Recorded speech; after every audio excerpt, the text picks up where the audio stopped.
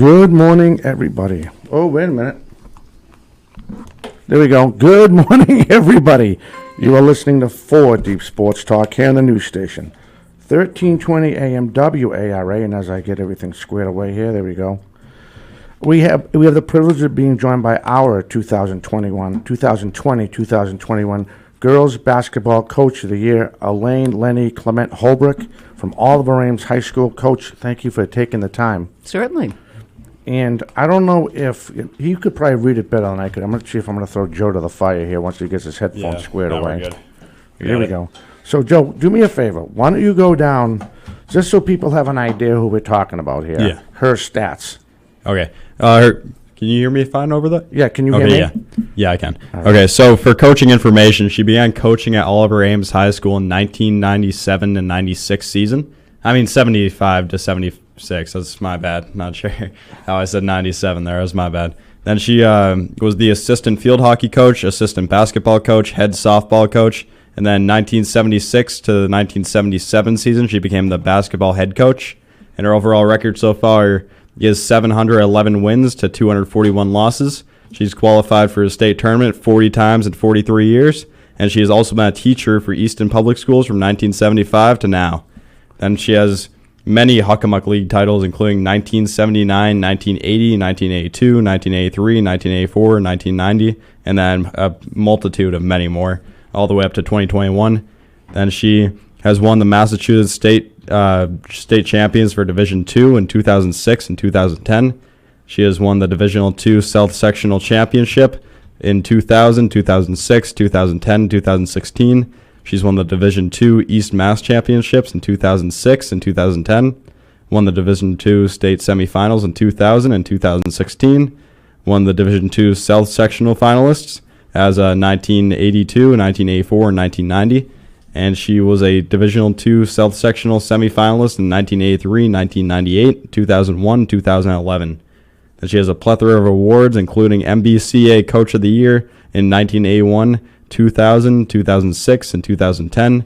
She has joined the 200 Victory Club as well, all the way up to the 700 Victory Club in 2020. And she was a keynote speaker at the MIAA NGWSD Faneuil Hall in 2020. She was selected as head coach of the East for the McDonald's All-American Game in Chicago in 2017. She broke the record for most wins by a girls basketball coach in the history of the state of Massachusetts. And the previous record was 633, but right now she has 711. She was the Brockton Enterprise Coach of the Year in 2006, the Boston Globe Coach of the Year in 2006, 2016, and she was the HuckamuckSports.com Coach of the Year in 2013 and 2016. She also won the Appreciation Award from Easton Lions Club in 1996 and 2006. She was the National Federation Interscholastic Coaches Association District 1 Northeast Section Coach of the Year in 2000. She won the Sports.com ESPN Coach of the Month in April 2000. She won the Paul A. Sargent Memorial Award in 2001. Won the WBCA District 1 Coach of the Year in 2003, 2004, 2005, and 2006. Won the Oswald Tower for Professionalism and Ethics in Coaching in 2001. And won the Outstanding Alumni Award at Dedham High School in 2011. She has also served in professional organizations such as the Massachusetts Coaches Association as a district representative from 1980 to 1990, the president of Massachusetts Basketball Coaches Association from 1992 to now, I believe. She is the first female president, and WBCA High School Coaches Committee from 1991 to 1994. Then she is a WBCA and MBCA member from 1990 to now and 1980 to now, respectively. And then she has been inducted into multiple different Hall of Fames, including Northeast New Agenda Hall of Fame in 1992, Dedham High School Athletic Hall of Fame inaugural class in fall 1999. She was inducted into the Bridgewater State College Athletic Hall of Fame in October 2001. She was also inducted into the New England Basketball Hall of Fame in October 2006, as well as the Massachusetts Basketball Association Coaches Hall of Fame in November 2008. And finally inducted into Oliver Ames High School Athletic Hall of Fame in class of 2018. And those were all the stats I had to read. See, that's why I had him do it, Coach, because it sounded because this kid's going to go places. He certainly is. Right, and I can at least say I could add a little bit of part pushing him. You know what I mean? But that is so cool. So during the award ceremony, I read out for wins. Yeah. And I don't want to say somebody was shrinking in the chair, but you could see the other coaches, and you know what I mean. But then again, like Coach said before, she started this a long time ago, and she earned every single win. And she'd be the first one to tell you that it's about the players and the kids, and it's not only about playing the game, but academics and all that. And that's what I just got off her the first time I met her at the award ceremony. We just talked briefly, and again, it's great to have you in here. Our first. Yeah, this is. I think we didn't have nobody. No, we didn't have nobody last year for the award ceremony because of the pandemic, right? Because it just broke out. So, Coach Holbrook's the first one we actually had in as a recipient of our girls basketball coach of the year for this year. Oh yeah. So why don't you go to town? I know you have a couple questions. You know me. I'm going to play off you guys. Yeah. So my question is like, how did you manage getting through the modified like COVID season? Well, I think it all started based on the fact that we had a tremendous administration, and they understood exactly day to day that there were going to be fluctuations in what we felt like was going to work and what wasn't going to work. So honestly, I think I felt like it was a big experiment, honestly, not ever having to be put into the situation before. So, you know, I have a degree in health education, and I teach science. I teach anatomy, physiology. So I guess I was somewhat in the realm of exactly how this COVID was going to spread and how it was easily, you know, touch, breathing, like all the means of transmission. So I think I had a little bit of head start on it just because of what I do for a job. But I will be forever grateful to my athletic director, Bill Matthews, our principal, Wes Paul, our nurse, Lynn LeBlanc, because all of those had to work together in order for us to even have a chance to even play. So I'm just grateful for having the opportunity, you know, to have the kids have a chance to have, even though it was a adjunct of a season, an abbreviated season, I was just really happy, especially for my seniors. Yeah, and I take it no fans were allowed at any games? No, we did allow members of the direct household, so every player had a chance that their parents could attend and any siblings who lived directly in the house. But we had to do contact tracing, so we had somebody who would sit at a desk in the entrance outside the gym so that these people, they already had their contact information, and they had to spread out into the bleachers so that they were a minimum of 6 feet apart.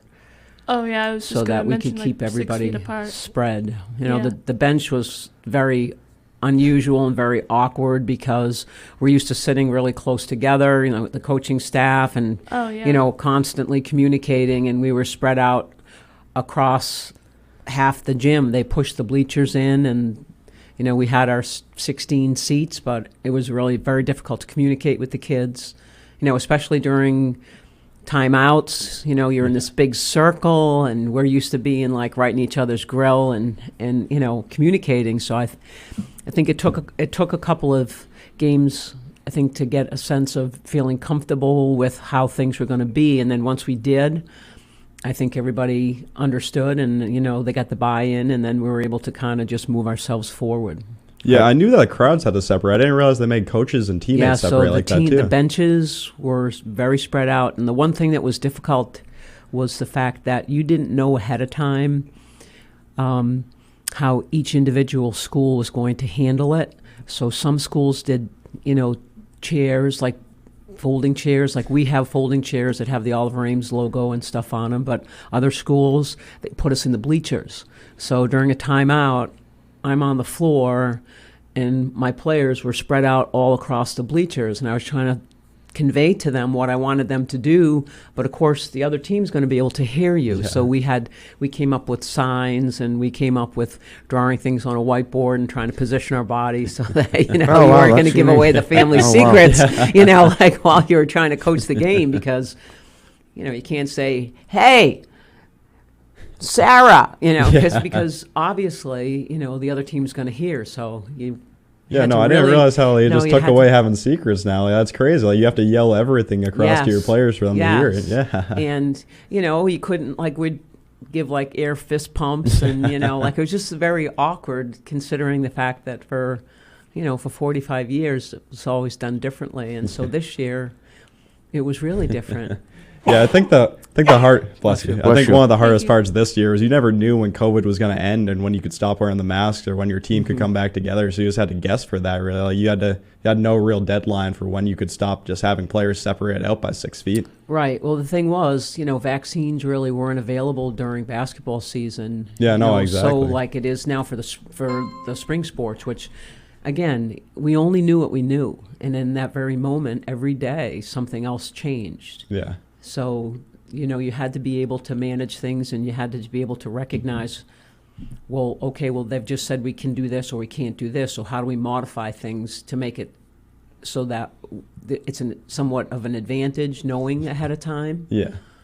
So that was really the biggest part of the challenge from that perspective. Yeah, it's just a lot more obstacles you had to work around. I did not realize there were that many for basketball. I did not even think about the bench like you talked about. Yeah, and then so like a kid comes out of the game, and we had to seat them alphabetically. Yeah. So I did it based on class. So I put the seniors closest to the coaching staff, and then the juniors, sophomores, and then the freshmen. So, and then we had to maintain exactly the same seating chart on the bus.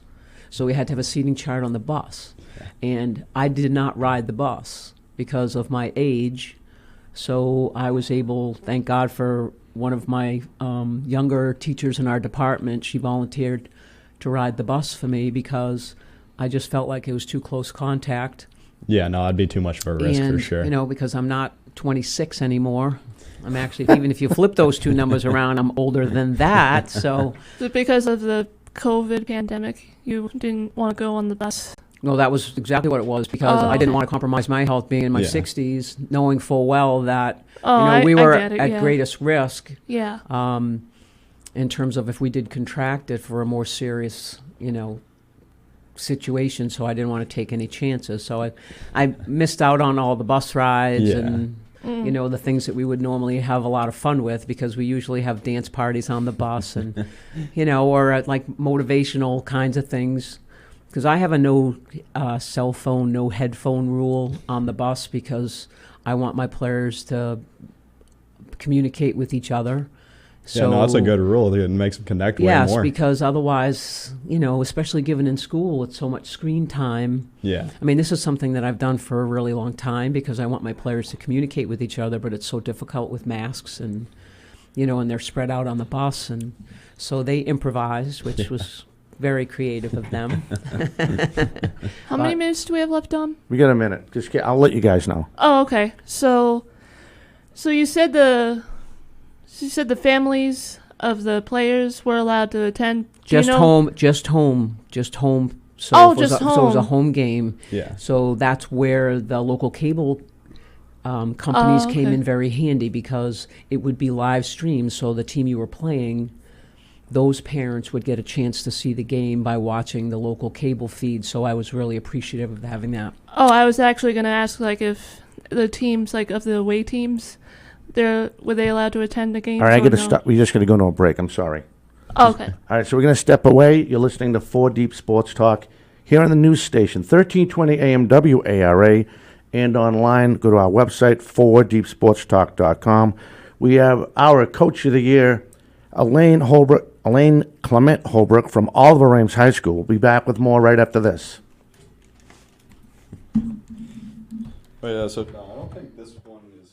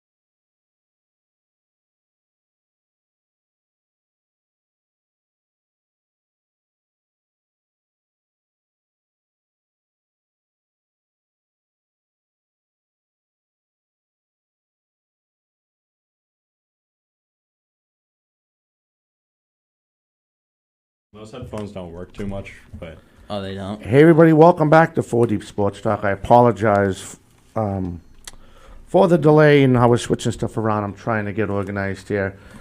If you want to call in, the first thing I should have said, if you want to call in and talk to Coach Holbrook, 508-222-1320.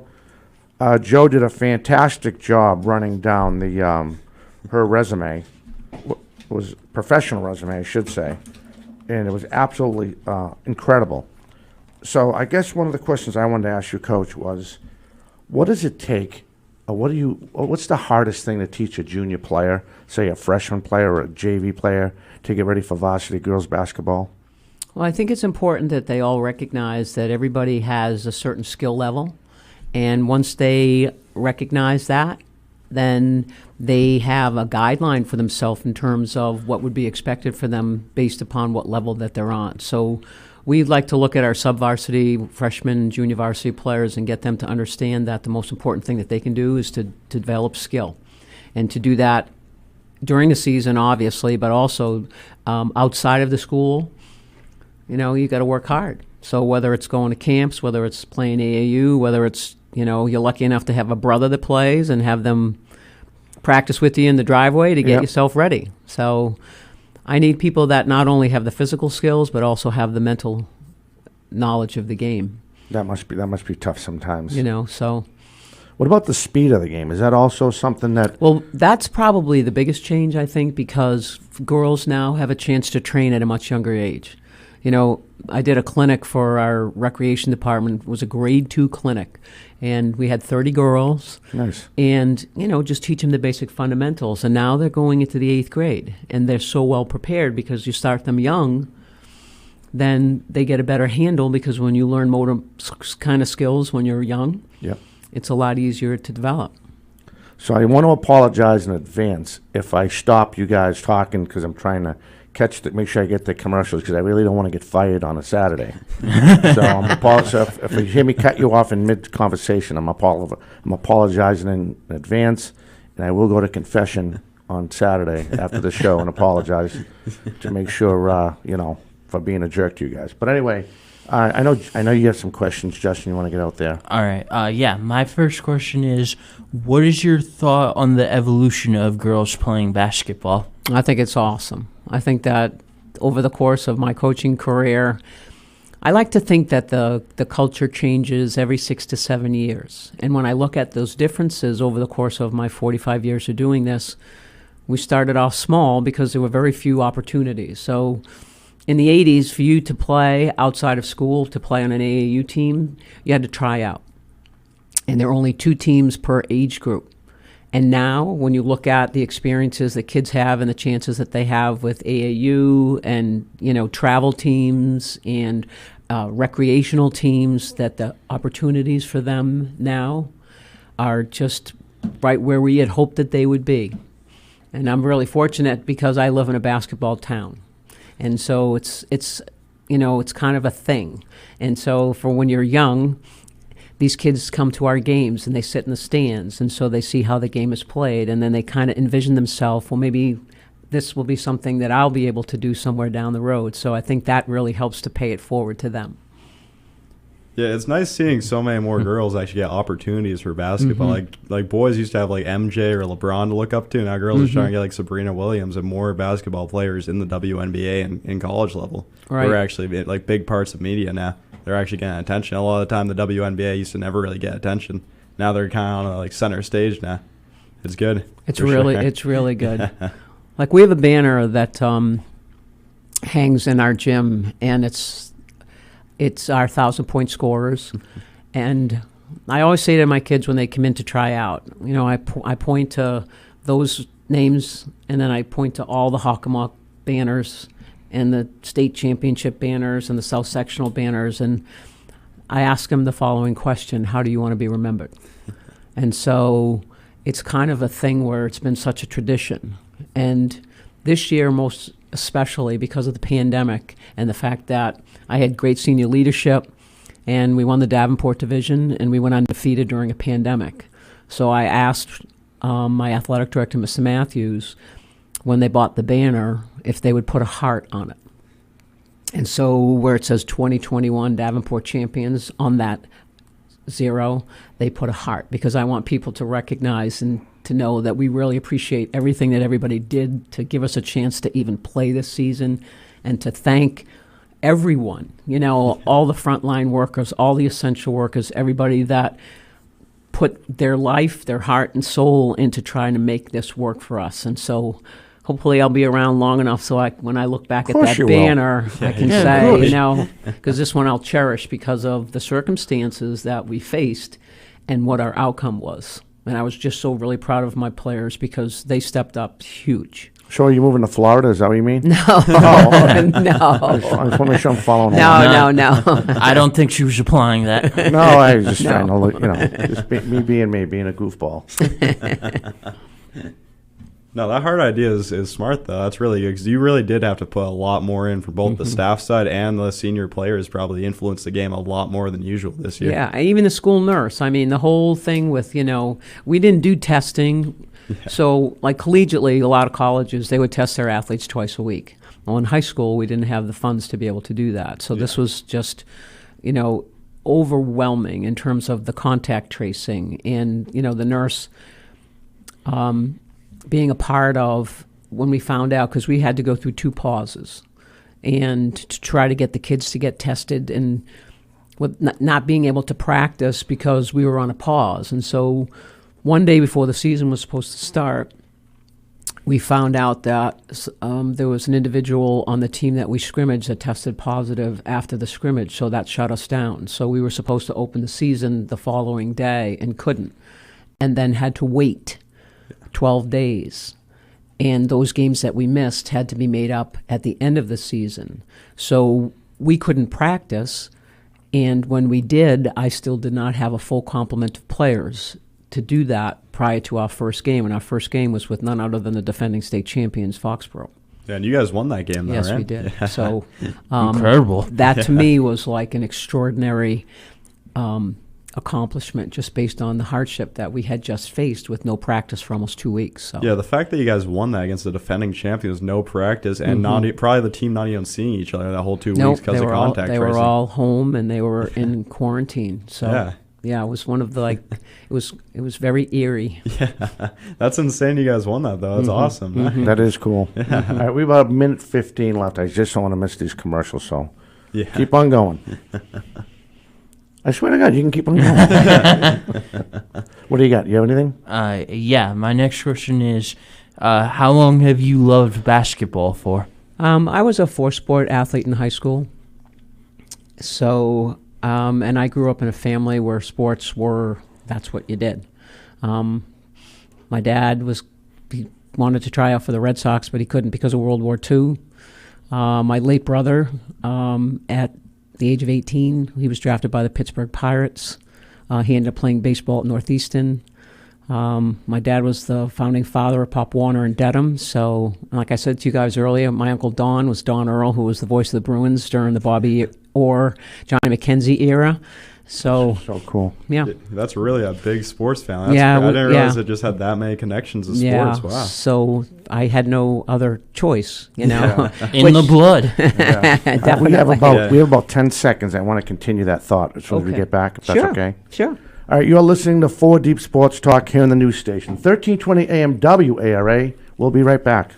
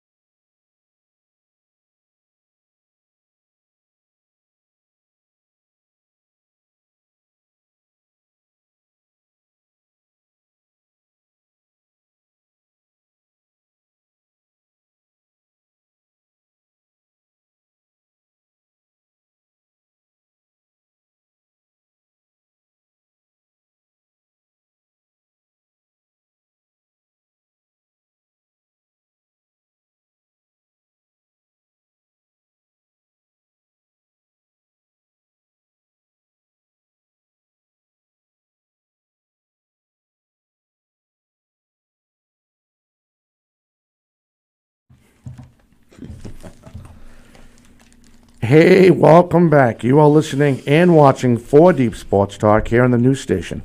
1320 AM WARA and online, all one word, 4deepsportstalk.com. We have the privilege of having our 2020-21 Girls Basketball Coach of the Year, Elaine Lenny Clement Holbrook. See that? Not bad, huh? Yeah, It almost took me 1.5 times. Yeah, you want to call in? 508-222-1320. I know people can't see the graphics that earlier in the hour that Joe was reading. That's going to be on the video edit of this show for Local Access TV. It'll be on Eastern TV, which we're very happy. They play our show all the time. We shoot it over them. And the other 35 access towns. So this is going to be pretty cool.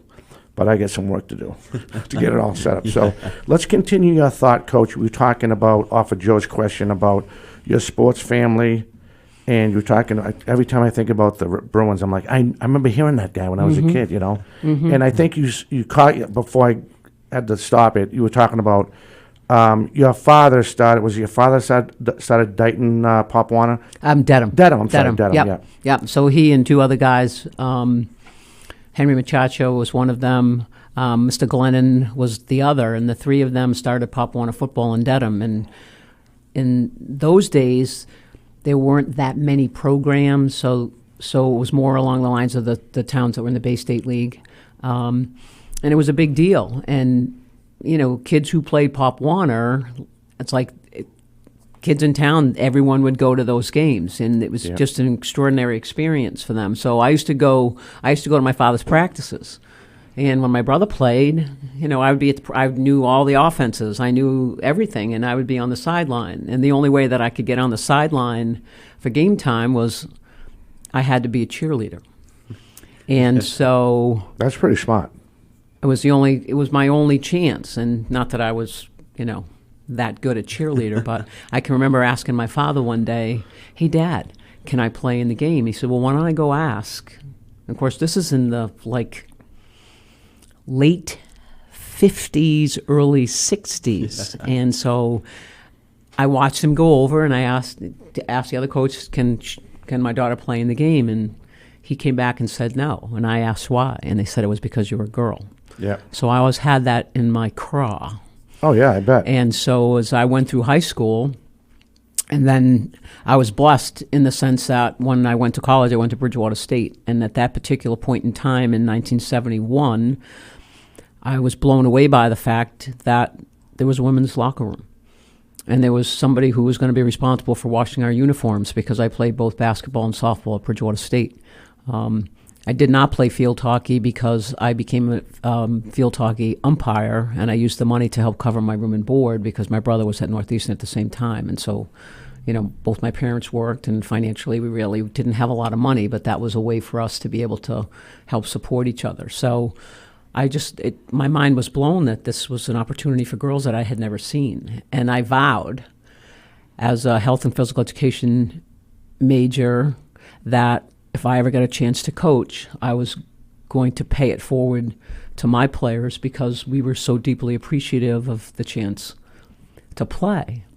And my college roommate, who was a year younger than me, and she will always remind me of that, her name is Barbara Stevens, and she's the women's basketball coach at Bentley University. Oh, nice. And 2 weekends ago, she was inducted into the Naismith Hall of Fame with Kobe Bryant and Kevin Garnett. Nice. And so... Oh, yeah, that's right. I saw that. Yeah. I saw that on ESPN. So to have had a chance, just as she had a chance, and so many other women who went to Bridgewater at that time, Kathy Delaney Smith, who's the women's basketball coach at Harvard University, and she has more wins than anybody in the Ivy League. So we were blessed that we landed at Bridgewater at that time, because it gave us all a chance to recognize how lucky we were and to do what we really love to do, and that was to compete athletically. And we all decided, I think, whether it was overt or not, that we felt we had that responsibility to pay it forward. And so, you know, that's what we did. And I'm grateful because one of my players, Lauren Batista, we won the state championship in 2010 in Massachusetts. She went to play at Bentley. In 2014, they won the national championship. Wow. And Lauren Batista was the Gatorade Player of the Year in Massachusetts when she was in high school, and she was the Division II NCAA Player of the Year as a result of winning the national championship at Bentley. Yeah, that's awesome. So that will be something that my friend Barty and we will share forever. And it's because of what we had as a chance and to pay it forward. And I always want my players to feel like that's what they need to do too. One of my assistant coaches, Brittany Engel, was on my 2006 state championship team. She's one of my assistants. And so she believes that too. And I just love the fact that these kids recognize the importance of that being a responsibility. Wow. Yeah, what are the chances of two great head coaches just staying in the same board in college? Like, that's crazy that you guys are in the same dorm like that. That's awesome. You hardly ever hear anything like that. Yeah, I know. You never know? hear of two head coaches who go into multiple Hall of Fames combined together, living in the same dorm room in college. Well, the thing is, it's like we stayed in New England. Yeah. And we both did the same thing in the same part of the country. Yeah. And so it was just, it will be something I will never forget. Oh, absolutely. So before we forget, and I just want to get this question out, I think it's time for us to maybe mention your coaches, people that are not here that help make your program work, the girls basketball program. Give us some kudos so that you can say, Sure. you didn't mention them, but we did. Sure. Well, I student taught at Oliver Ames, so I got a chance to see how things were done because I had some incredible mentors. Our athletic director when I was hired was Val Moscato, who our stadium is named after. And Valentine P. Moscato was one of the greatest guys. He was the basketball coach. He was the boys' basketball coach there forever. He coached football. Bill Nixon, as another person that I credit as being one of my mentors. He was the boys basketball coach after Val Moscato, and he won multiple Hockomock League championships. And the third person was Sue Rivard, who was my mentor, and she was my supervisor. And she was the girls basketball coach before I took the job, and she in the 60s had numerous Hockomock championships, and she went undefeated like 3 years in a row. So who wouldn't you want to copy? Yeah, right. I was just blessed that I landed at Oliver Ames because there were so many people that taught me so many things that they themselves were legends in their time. And so, again, I just felt that responsibility to take what they gave me and to try to uphold the principles that they had taught me. Yeah. That's really cool that you had two mentors like that in high It school. was crazy, Yeah. crazy, and it's a basketball town. Billy Nixon started the first basketball camp in conjunction with Sam Jones at Stonehill College. So it was for boys first, and then they started having girls. So my players in the 80s were the first girls who had a chance to participate at Sam Jones summer basketball school. Yeah, nice. So it's like, okay, Sam Jones, it's the Celtics. So it's like, we were just so really fortunate to have those kinds of connections. A couple of years ago, I got a chance to meet Sam. He came to Easton. He wrote a book. And Bill and I and Sam Jones, we were lucky enough, I had a picture taken with them. So I will cherish that. Yeah, nice. I will cherish that. Yeah, keep that picture. I will cherish that. It's on my phone somewhere. You know what? If I got my dates right, I was just looking at my phone thinking about trying to plan ahead so we can say, at the end of the hour, who's coming on next week. Nobody.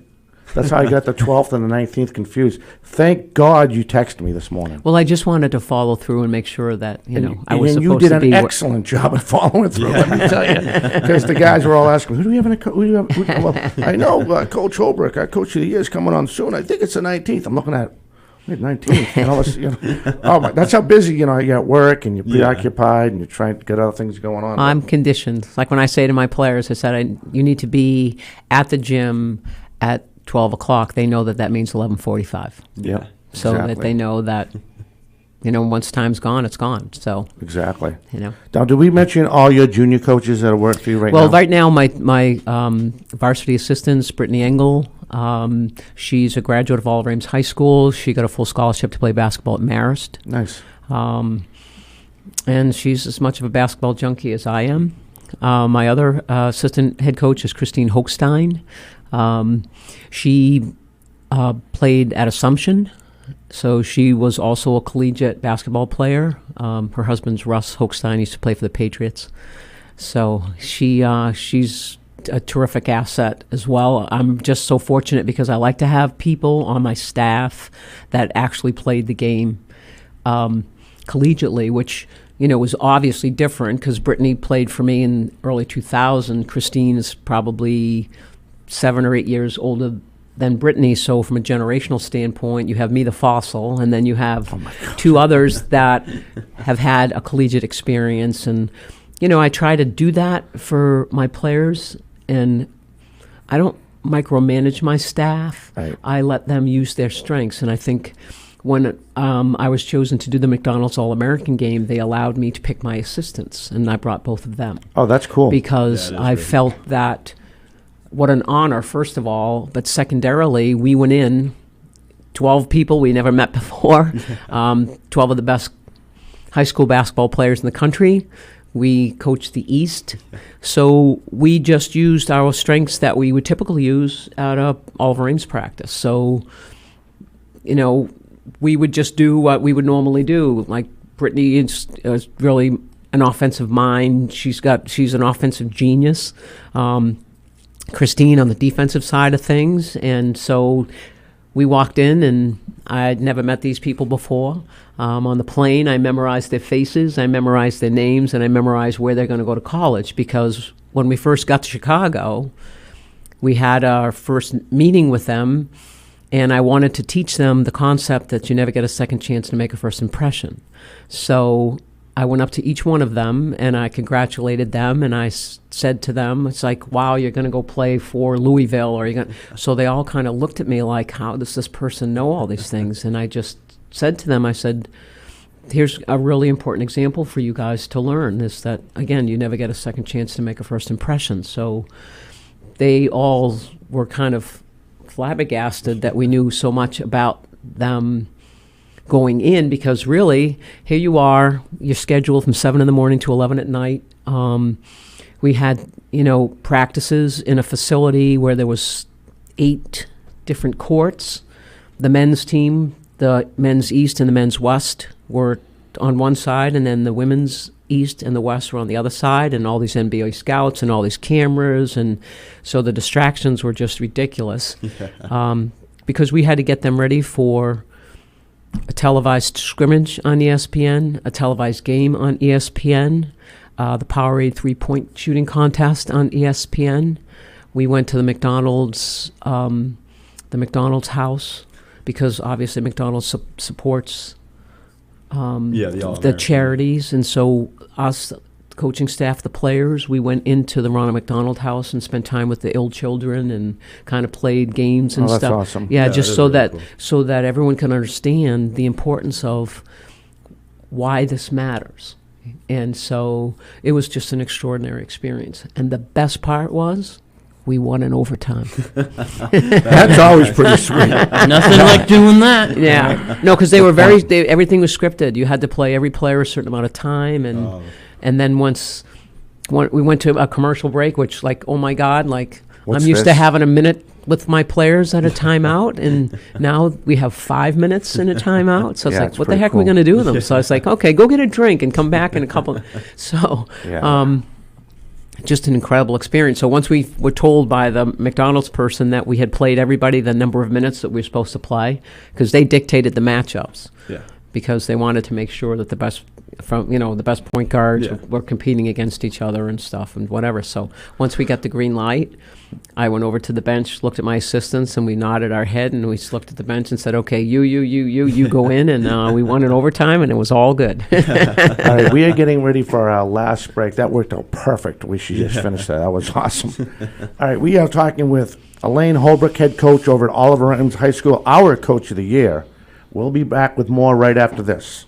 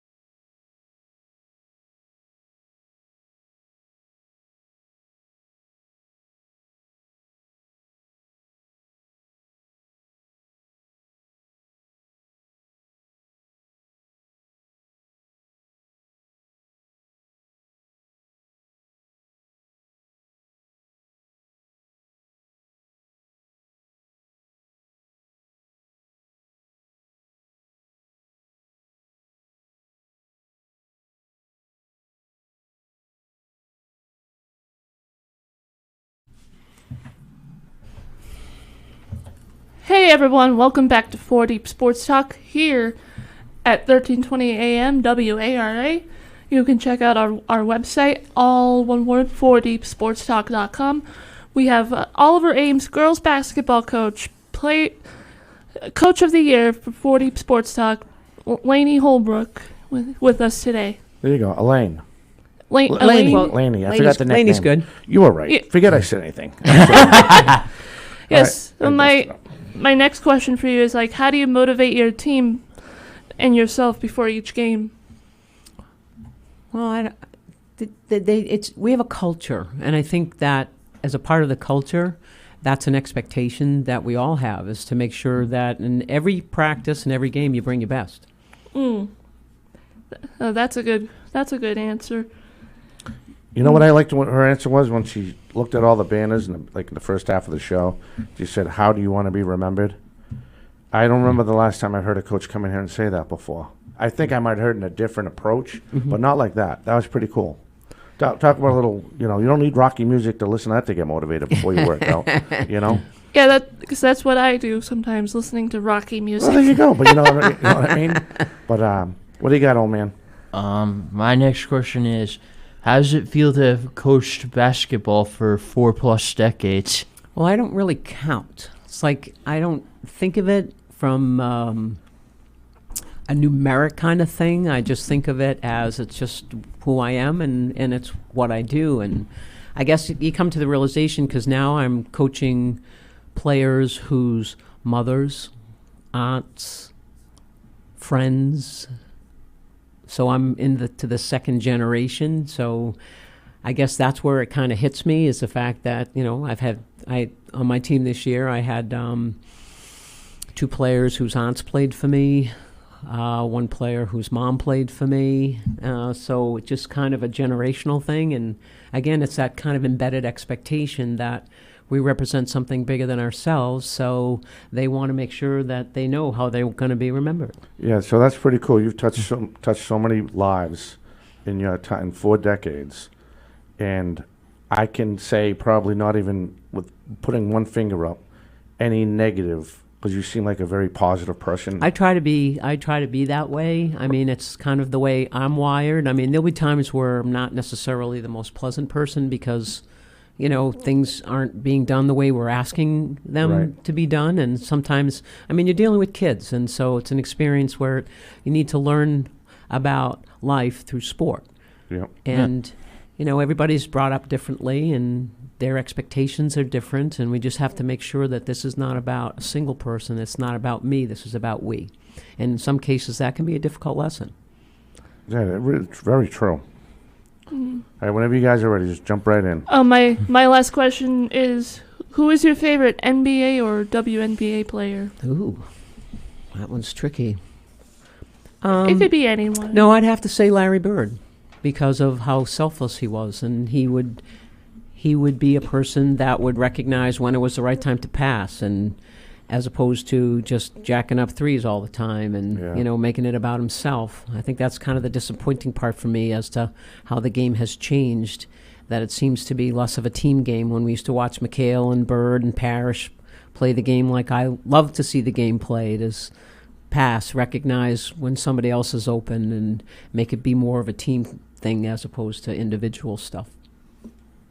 Yeah, you got to turn the M and me upside down to a W. Yes, sir. Absolutely. All right, old man, what do you got? My final question is, can you explain what your days of playing basketball were like? Well, very different because first of all, we wore dresses. Oh. Wow. And not like I actual played. dresses. No, we wore dresses. Oh wow. And so, in my freshman year of high school was the last year in the state of Massachusetts that we played 6-player basketball. So, wow. 2 players were only on the offensive side, 2 players were on the defensive side, and 2 players were called rovers, and they could go back and forth. And so, for me to see how this game has evolved in my lifetime, based upon how it was when I played in high school to where it is now, I'm so very grateful for being a part of that evolution and that change so that girls can be treated fairly. That's a big evolution. If you think about it, when it started, I mean, dresses. It's almost like what they do now with the kids in the floor hockey games. At the Boys and Girls Club, only the center can go back and forth, and you have the offensive team have two guys on the other side. They're too deep. You know, it's crazy. We only had 3 dribbles. Right. And I think that WNBA should have been, and we don't really talk them on these pro sports, but I think they should have done WNBA like back in the early of the century. But unfortunately, it's all about money and advertising and all of that stuff too. And But if these, like, one thing I like to watch, I like watching women's golf than I like men's golf. It's just the way they approach the game, their demeanor. They hit the ball just as good as the guys do at the same club. And I just think I think if they did that, like you mentioned, you hit the nail on the head with money. If they just did that sooner, there's money there if you know how to market it right. I mean, these girls can hit threes just like the guys do. You know, they may not always dunk the ball because they're so they're kind of actually a little bit smarter than the guys because they pass more. You mentioned about Larry Bird. It's more team ethics. Work the ball inside, kick it out to someone you know who can hit it, the deep ball. So, I don't know. I just think it should have happened a long time ago. It's just, that's a sports fan in me. You know, doesn't make you bad. Thank you. Yeah. So we touched on you. I'm glad we got your coaches out because now the coaches can't say we didn't mention them. And they wouldn't. yeah, true. So I'm just going to go off the cuff because I do that pretty good, I guess. So let's talk about this upcoming season for your roster and stuff. What's your mindset going in? Do we have any new people? Because sometimes you have the transplants, I call them, that come from another school that want to go to OA or just moved into Easton that are going to OA. How's it looking, this upcoming roster for this year? Well, we graduate 3 really amazing seniors. Caroline Flynn, Jess Ehrlich were my captains, and Kelsey Yell. 3 great kids who they set the bar. And so the players who are returning, they understand the big picture in terms of they need to carry on. And they know exactly what's expected of them. So my captains will be responsibility for them over the course of the summer will be to make sure that the kids are aware of Summer League. When the games are, they play pickup so that former players come back. So in the morning on the outdoor courts, anybody that was in the program, any of the young kids can come play with the kids who are currently in the program and who are previous players who are playing collegiately. They come back and play pickup together. Oh, that's cool. So, you know, we've always had that as a situation. Like when we would compete for a state tournament, I would bring back former players to be a part of practice with my coaching staff so that we would be competing against, you know, a higher level. So those expectations are always there for them. I had a really good roster this year, and I'm really looking forward to seeing how they develop. I had, you know, some good underclassmen who really are gifted athletically, and the discussion, we do exit meetings, so we do player evaluation. So at the end of the season, the coaching staff will sit down with each player, go over strengths, weaknesses, and things to work on, and then have them tell us how they're going to accomplish that. Nice. So that there's a connection and they understand what is expected of them when they return. Because again, it's not just about me; it's about we. Right, exactly. You know, and we try to demonstrate that in every aspect of our program. That's now. How's it so? Let's say hypothetically, me and I'm Catherine's dad. We move the area. We move in to play ball for you. She wants to play girls basketball. She moves in. When does the training start? Well, when does the whole thing start for you? As far as having the coaching staff involved, like we can't do anything until the Monday after Thanksgiving. Okay. So, you know, there's kind of a system in place. There's kind of a routine that they follow. They know they can do strength and conditioning together, and they can play pickup together with captains' practices and things of that nature. But as far as coaching staff involvement, we can't have any in the state of Massachusetts until the Monday after Thanksgiving. Now, what about you just mentioned the strength and conditioning. Now, do you guys have your own format you use to condition these girls? We have people in place with our athletic trainer. Oh, nice. So that the kids can use the school facilities. And it's policed, obviously. Yeah, and a lot of the kids do a lot of strength and conditioning in private venues too. Yep. Okay. So that they know that they are prepared. Now, a lot of I see this in baseball a lot, but some towns, and Bridgewater Raynham's one, I think Brockman's another one. They're affiliated, or the coaching staff is involved with other girls or boys basketball AAU programs. Mm-hmm. Do you do that? I used to do it when I was younger. I don't do it anymore. Okay.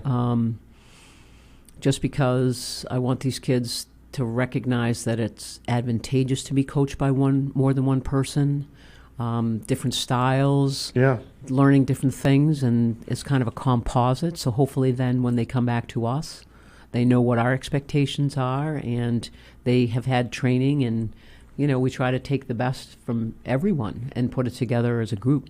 I mean, I'm not speaking for you, but speaking as a former high school football coach, that can be a pain in the butt when you're trying to get the wrinkles of something they've done all summer, and you're trying to get them back implemented, I hope I'm saying that right, back into your system, whatever terminology or whatever you guys use to win, or, the program uses to win, and then they have to try to get that aspect back into their lives. Is that difficult to do sometimes? It can be, but myself and my coaching staff, we're all teachers. Oh, good. So that really helps a lot. And then the repeatability of you and your coaching staff. Yeah. Yeah. So there's consistency. That's awesome. Right. That is so cool. Do you guys have anything? Not off the top of my head. No, I asked all my questions. All right, cool. I'll keep on picking on it then. No, I'm kidding. So, what advice can you give new coaches that step into the role as a girls basketball head coach, not just in the state, but things you learned that you could pass on, if anything?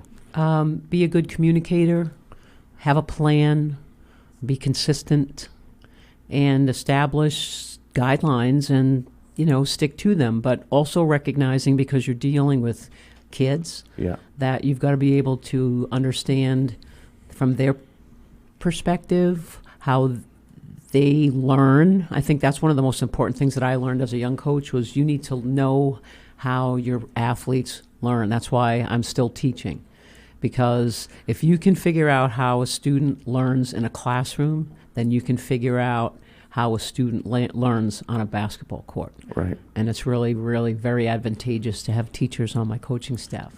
That is something that's good to have, especially inside the building. But I just want to mention again, congratulations for winning our coach. Thank you so much. I really appreciate. I hope you like it. Oh, I love it. Good. It's on my coffee table. It's good.